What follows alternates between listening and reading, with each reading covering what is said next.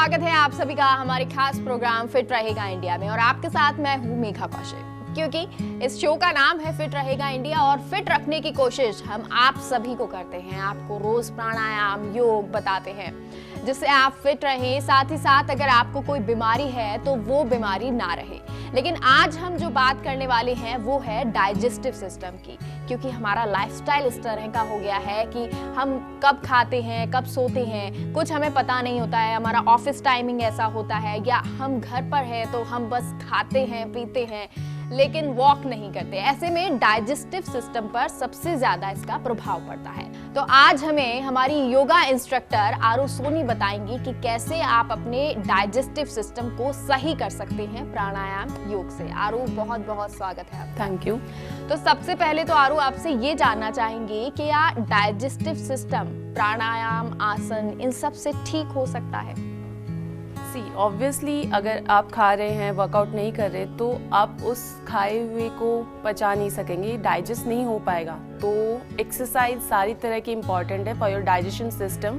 But yoga में कुछ specific exercises होती है जिसके थ्रू हम सिर्फ अपने डाइजेशन पे वर्क कर सकते हैं। So yes, it's possible.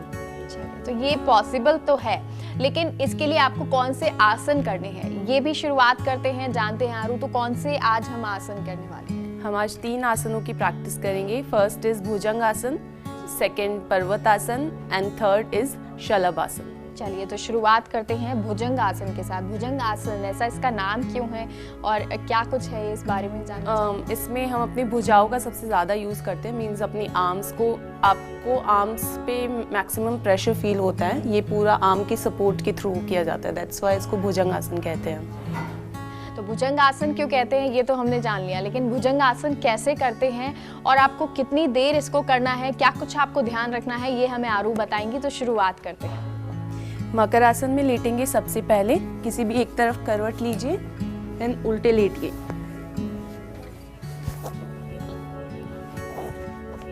अपने दोनों हाथों को सीधे करेंगे, स्ट्रेच करेंगे आगे की तरफ, पैर दोनों मिला के रखेंगे पास में।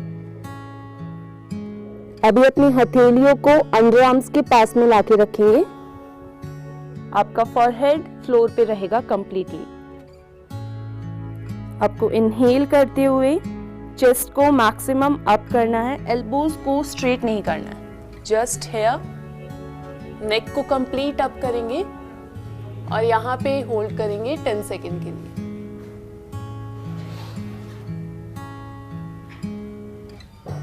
धीरे से वापस नीचे आएंगे। एक बार फिर से इस आसन का अभ्यास करेंगे। सांस लेते हुए फिर से चेस्ट को अप करेंगे।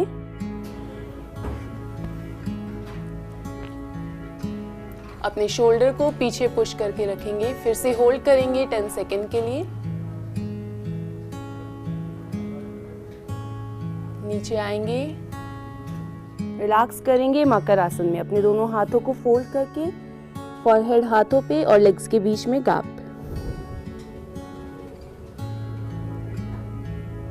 किसी भी एक तरफ करवट लेके फिर से बैठ जाएंगे। तो ये तो आरू आपने हमें बताया कि आसन हमें कैसे करना है, लेकिन इस आसन को करते टाइम क्या कुछ हमें ध्यान रखना है, वो टिप्स भी जानना चाहेंगे। अगर किसी इंसान को अस्थमा का इशू है या फिर उसे लोअर बैक में काफ़ी प्रॉब्लम है, इंजरी हुई है रिसेंटली, तो वो ट्राई करेंगे इसे अवॉइड करने का। बाकी सब इसको प्रैक्टिस कर सकते हैं। और आरू, हमने बच्चों को कई बार ऐसे देखा है और अक्सर ऐसा होता है कि बच्चे जो होते हैं पेट के बल लेटे रहते हैं। तो क्या ये एक तरह की वही एक्सरसाइज है? क्योंकि इसीलिए कहा जाता है बच्चे जो होते हैं वो बहुत ज़्यादा फ्लेक्सिबल होते हैं। पेट के थ्रू लेटे रहने में आपका डाइजेशन इम्प्रूव होता है। तो मैक्सली जब हम पेट के थ्रू लेट के एक्सरसाइजेस करते हैं तो ये सारा उनके डाइजेशन पे जाता है। दैट्स वाई बच्चे इतने ज़्यादा फ्लेक्सिबल भी होते हैं और उन्हें भूख भी बहुत जल्दी लगती है क्योंकि उनका डाइजेस्टिव सिस्टम जो है वो बहुत अच्छा वर्क करता है। लेकिन क्या आरू, इस चीज़ का भी हमें ध्यान रखना चाहिए? क्योंकि कई बार हम लोग खाना खाते हैं और खाना खाने के बाद सीधे लेट जाते हैं और अक्सर बहुत लोगों को मैंने ये देखा है कि वो पेट के बल लेटते हैं। तो क्या ये सही है या गलत? फर्स्ट ऑफ ऑल आपको खाना खाते ही नहीं लेटना है। ट्राई करें 10-15 मिनट आप वॉक करें एंड हाँ, उसके बाद आप जाके सीधे लेटिए, ना कि उल्टे। क्योंकि अगर आप उल्टे लेटेंगे तो जैसे ही आपका खाया हुआ है वो सारा वापस बाहर आने के चांसेस बढ़ जाते हैं उसमें। जी, तो ये तो कुछ चीज़ें हैं जिनका आपको ध्यान रखना है, क्योंकि एक्सरसाइज तो आपको बताई है, लेकिन यही एक्सरसाइज हम अक्सर इस तरह से करते हैं कि हमें पता भी नहीं होता है। लेकिन खाना जब हम खाते हैं, खाना खाने के 10-15 मिनट तक तो आपको लेटना ही नहीं है, और अगर आप लेटते हैं तो आपको सीधे लेटना है, पेट के बल नहीं लेटना है। और अरु, ये जो एक्सरसाइज आपने बताई है उससे डाइजेस्टिव सिस्टम सही होता है, इसको हमें कितनी देर करना है और क्या कुछ और बेनिफिट्स हैं? मिनिमम आप 10 सेकेंड के लिए करेंगे इसको, और मैक्सिमम जितना आपकी स्पाइन आपको अलाउ करे, क्योंकि आपने फील किया होगा कि आपकी स्पाइन पे मैक्सिमम प्रेशर आ रहा था, तो जितना आपकी स्पाइन आपको अलाउ कर रही है आप उतना इसको प्रैक्टिस करेंगे। चलिए, तो ये तो भुजंग आसन जिसे हमें बताया आरू ने कि कैसे करना है, आपको कैसे ये बेनिफिट देगा, किन चीज़ों का आपको ध्यान रखना है। और अगर आप अस्थमा के पेशेंट हैं तो आप इस एक्सरसाइज को ना करें। और आप आगे बढ़ते हैं और नेक्स्ट आसन कौन सा है आरू से जानते हैं। नेक्स्ट आसन इज पर्वतासन। पर्वतासन इसलिए कहते हैं क्योंकि इसमें हमारी बॉडी की शेप एक माउंटेन जैसी बन जाती है, तो दैट्स वाई इसको पर्वतासन का नाम दिया गया है। चलिए, तो शुरुआत करते हैं और अब देखते हैं कि पर्वतासन कैसे कर रही हैं आरू। किसी भी एक तरफ करवट लेके उल्टे लेट जाएंगे मकर आसन में। अपने लेग्स को स्ट्रेच करेंगे नीचे की तरफ, हाथों को ऊपर की तरफ स्ट्रेच करेंगे। हाथों को फिर से अंडर आर्म्स के पास में लाके रखेंगे। आपका फॉरहेड फ्लोर पे रहेगा। यहाँ पे भुजंग आसन को रिपीट करेंगे एक बार वापस। चेस्ट अप करेंगे इस बार कंप्लीट। फिर अपने पैरों के पंजों को अंदर लेंगे और सीधा अपने हिप्स को ऊपर की तरफ लिफ्ट करेंगे। ट्राई करेंगे आपकी दोनों घुटने सीधे रहें और अपनी अपर बॉडी को मैक्सिमम नीचे पुश करें। होल्ड करेंगे कुछ सेकंड के लिए, धीरे से वापस आएंगे और रिलैक्स करेंगे मकर आसन में। जी, तो अरु, मैंने आपको देखा कि आपने ये किस तरह से आसन किया है, किस तरह से आप ये आसन कर रहे थे। और चलिए एक बार फिर से ट्राई करते हैं और मैं भी ये आसन करने की कोशिश करती हूँ। और सबसे ज़्यादा ज़रूरी ये है दर्शकों कि आप जब भी ये आसन करें तो सही तरीके से करें। और उसे कैसे आप करेंगे कि जिस तरह से आरू आपको बता रहे हैं उस तरह से, उस स्टेप वाइज स्टेप आप उसको फॉलो करते जाएं। तो चलिए शुरुआत करते हैं, एक बार फिर से करते हैं। हाथों को फिर से अंडर आर्म्स के पास लेंगे, लेग्स को पीछे मिला के रखेंगे। सांस लेते हुए चेस्ट अप करेंगे कंप्लीटली। अपने पैरों के पंजों को अंदर की तरफ लेंगे और अपने हिप्स को लिफ्ट करेंगे ऊपर मैक्सिमम। आपके घुटने सीधे रहेंगे, अपर बॉडी को नीचे पुश करना है। देन धीरे से वापस आएंगे और रिलैक्स करेंगे मकर आसन में। लेग्स के बीच में गैप, आपका फॉरहेड दोनों हाथों पे। किसी भी एक तरफ करवट लेके वापस बैठ जाएंगे। जी, तो ये तो आपने हमें बताया पर्वतासन कैसे करना है आरू, इसके बेनिफिट्स क्या होते हैं? सेम, आपका डाइजेशन इम्प्रूव करता है पर्वतासन। जिन लोगों को डायरिया है या फिर जिन्हें हाई ब्लड प्रेशर का इशू है, हार्ट रिलेटेड प्रॉब्लम है, तो वो इसे कम्प्लीटली इग्नोर करेंगे। बाकी सब इसको प्रैक्टिस कर सकते हैं। जी, चलिए, और अब नेक्स्ट आसन देखते हैं कि कौन सा आसन है जो आपके डाइजेस्टिव सिस्टम को सही कर सकता है। नेक्स्ट आसन हम प्रैक्टिस करेंगे शलभासन। जी, चलिए शुरुआत करते हैं और शलभासन कैसे आपको करना है ये आपको बताते हैं। फिर से किसी भी एक तरफ करवट लेके मकर आसन में लेटेंगे। अपने हाथों को स्ट्रेच करेंगे, अगेन लेग्स को नीचे की तरफ स्ट्रेच करेंगे।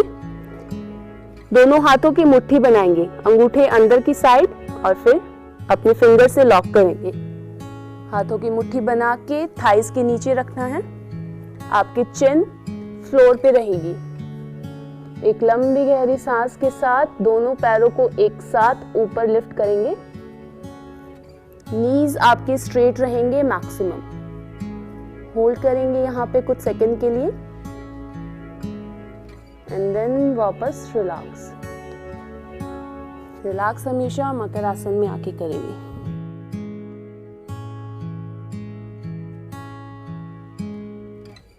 इस आसन को एक बार फिर से प्रैक्टिस करेंगे। बिल्कुल आरू, और इस बार मैं भी ये प्रैक्टिस करती हूँ। मैंने अभी आपको देखा और दर्शकों आप भी आरू को इसी तरह से देखिए, जिस तरह से वो बता रही हैं वही कीजिए, क्योंकि कई बार हम अलग अलग एक्सरसाइज करते हैं, अलग अलग स्टेप कर जाते हैं तो वो हमें फायदा नहीं देता है। तो चलिए शुरुआत करते हैं।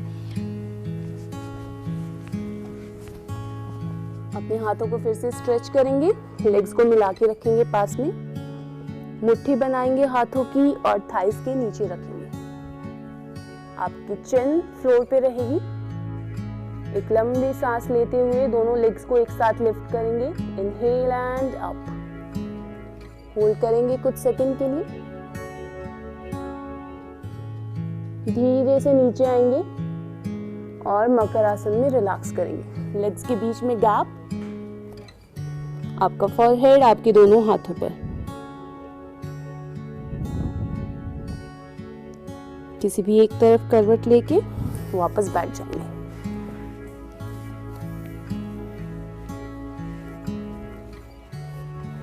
आरू, जब हम ये आसन कर रहे हैं तो हमें क्या क्या बातें जो है उनको ध्यान रखना है, क्या टिप्स हैं? सेम इफ आपको हेडेक का इशू है या इंसोमेनिया है तो वो लोग इस आसन को अवॉइड करेंगे कम्प्लीटली। एंड अगेन अपनी कैपेसिटी के अकॉर्डिंग इसे होल्ड करेंगे, खुद को ज़्यादा पुश नहीं करेंगे, अदरवाइज आपको बैक में इंजरी होने के चांसेस हैं। तो चलिए, आपको ये 3 आसन बताए आरू, और आरू क्योंकि आपने हमें ये 3 आसन बताए हैं तो क्या ये ज़रूरी है कि हमें तीनों आसन को करना है अपने डाइजेस्टिव सिस्टम को सही करने के लिए, या इनमें से कोई भी हम 1 या 2 आसन करेंगे तो वो भी इम्पैक्ट करेगा? अगर आप एक आसन को भी 3-4 बार रिपीट कर रहे हैं तो वो भी आपके डाइजेशन सिस्टम के लिए काफ़ी हेल्पफुल रहेगा। और अगर आप तीनों आसन को टाइम दे पा रहे हैं तो इट्स गुड फॉर यू। जी, और वो भी हमें 10-10 सेकंड के लिए सेट में करना। जी हाँ। चलो, बहुत बहुत शुक्रिया आरू आपका, इतनी सारी एक्सरसाइज आपने बताई और डाइजेस्टिव सिस्टम को कैसे सही रखना है ये आपने सभी दर्शकों को बताया। Thank you. तो यहाँ रुकते एक छोटे से ब्रेक के लिए, आप कहीं मत जाइएगा, आप जल्द लौटते हैं।